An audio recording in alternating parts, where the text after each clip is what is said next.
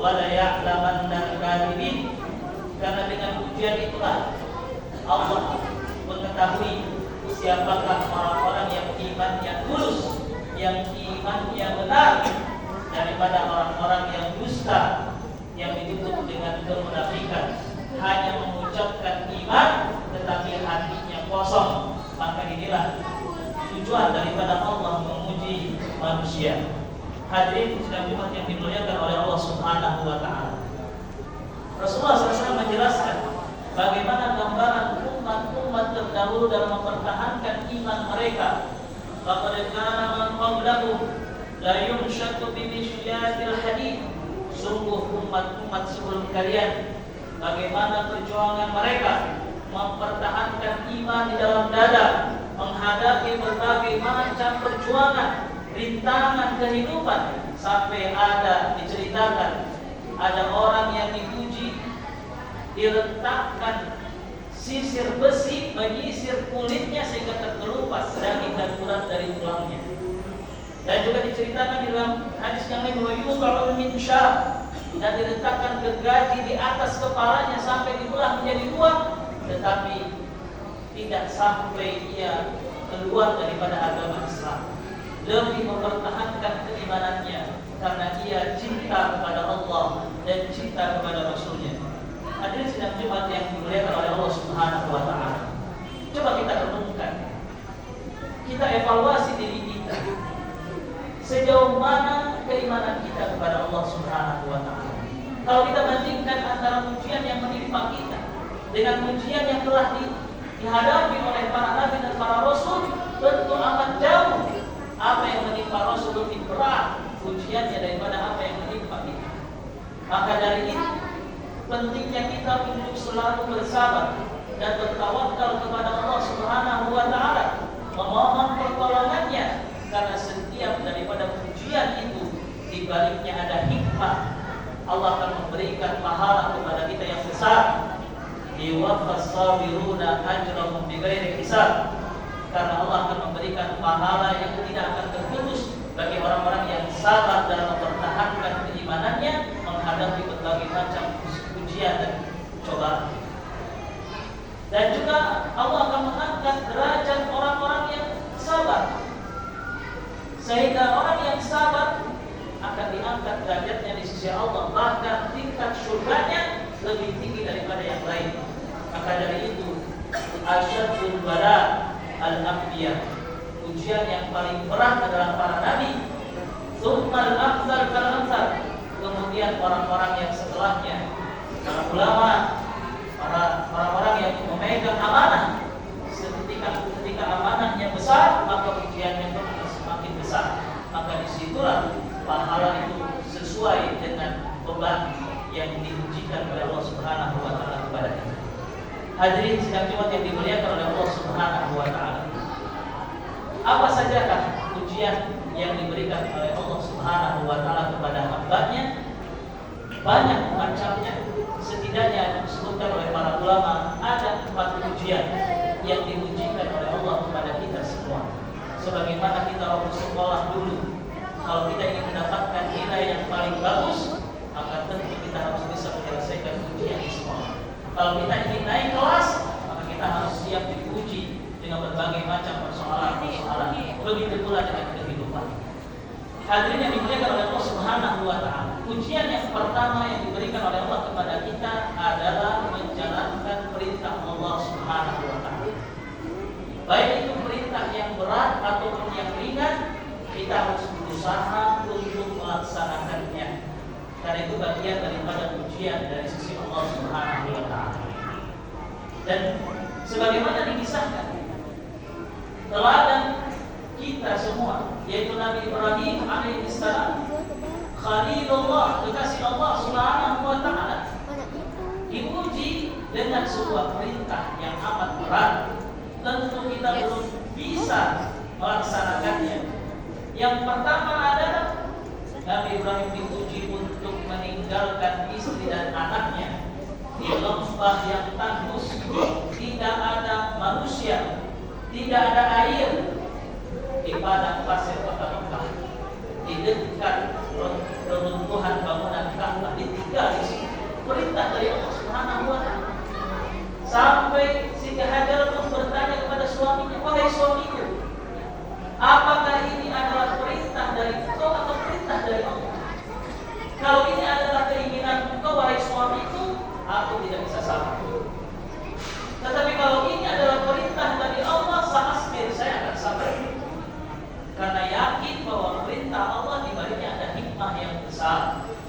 yang akan mengabadikan namanya, dicatat, ditorehkan di dalam Al-Quran sebagai kisah hidup sepanjang masa sampai akhir zaman.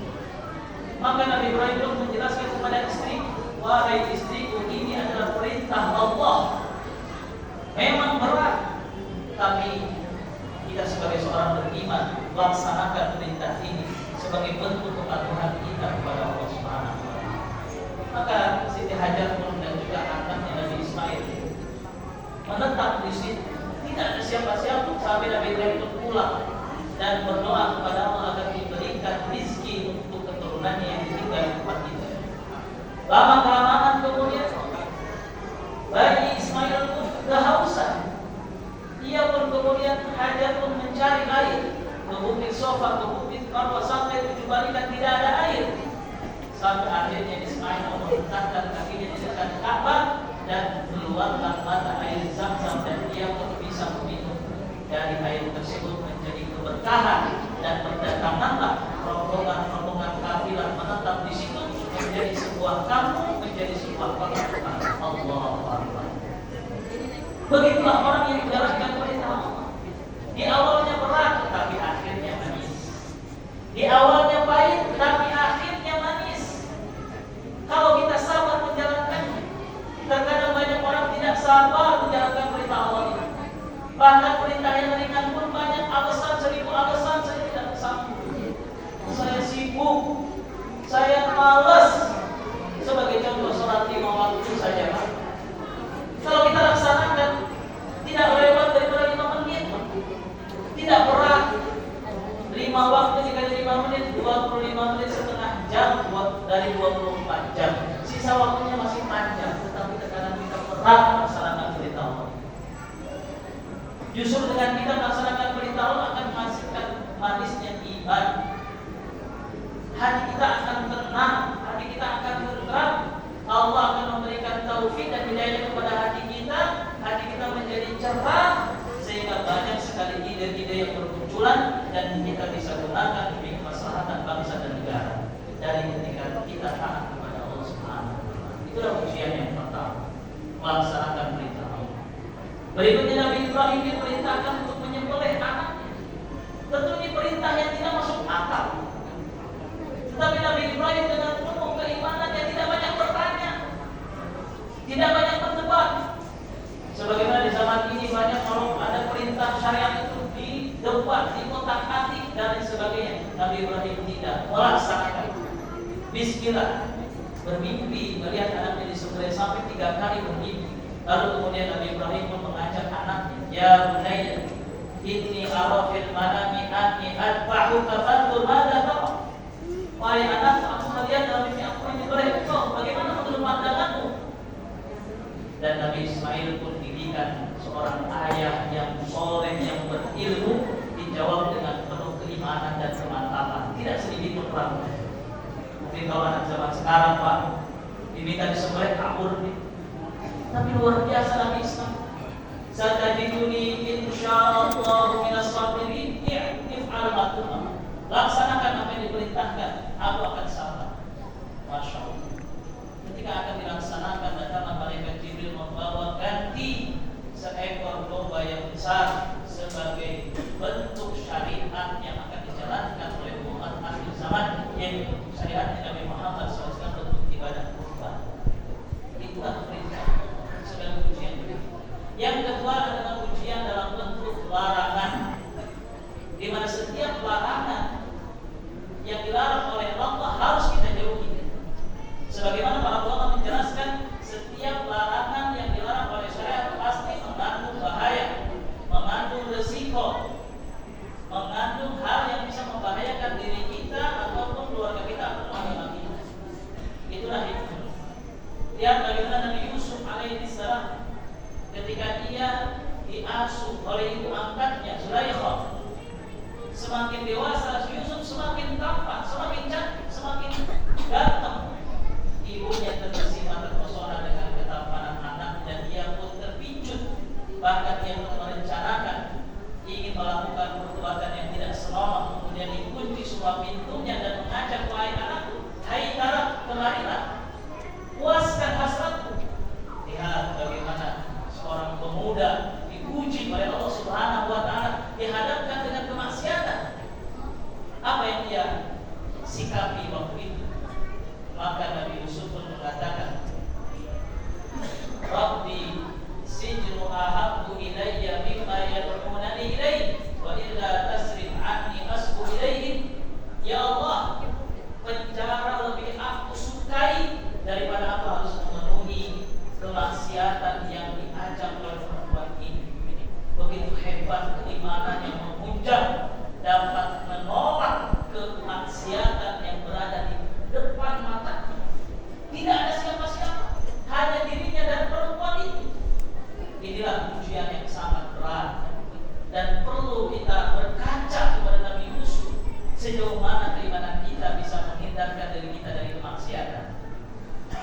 mana di zaman sekarang ini, zaman media sosial, anak-anak muda dihadapkan dengan berbagai macam media sosial, internet yang membuka semua pintu-pintu kemaksiatan. Di kamar pintu maksiat itu datang kepada kita. Saat itulah iman kita diuji oleh Allah Subhanahu wa taala.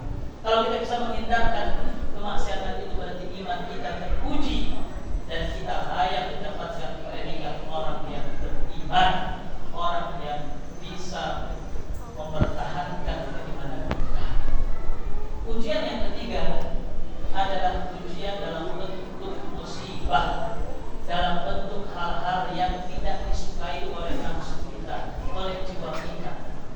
Sebagaimana dijelaskan dalam Al-Quran, "Wala nabluwannakum bi syai'in minal khawf." Sungguh kami akan menguji kalian dengan sedikit ketakutan, wal ju' dan sedikit kelaparan, wa naqsin minal amwal, sedikit kekurangan harta, wal anfus, kekurangan jiwa, was thamarat, dan buah-buahan. Wa basyyiris sabirin, berikanlah kabar gembira kepada orang-orang yang sabar. Hanya orang-orang yang sabarlah yang bisa melewati berbagai macam kesulitan hidup. Sebagaimana Tuhan mengatakan, "Man sabara ghafira." Barang siapa yang sabar maka dia akan menang. Apa yang didapatkan oleh orang yang sabar? Ulaika 'alaihim shalawatun min rabbihim wa rahmah. Mereka akan mendapatkan karunia yang besar dan juga rahmat dari sisi Allah Subhanahu wa taala.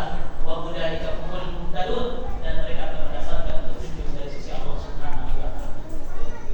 Digambarkan oleh Allah bagaimana potret menghadapi musibah dengan sosok Nabi Ayyub alaihi salam, diuji dengan ujian yang berat, ditimpa dengan sebuah penyakit sampai keluarganya pun menjauhi Nabi Ayyub alaihi salam.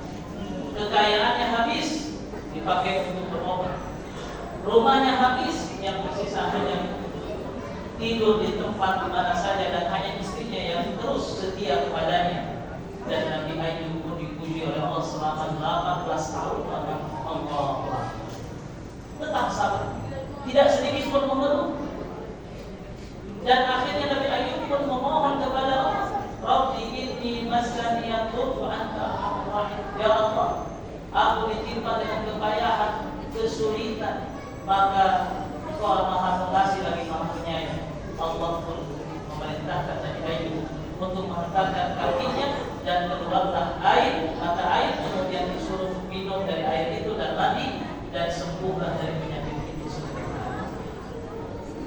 Ujian dari Tuhan itu banyak. Setiap kita menghadapi dengan masalahnya kita sendiri, dan kita jangan lari dari masalah. Hadapi masalah ini dan carikan solusinya yang terbaik.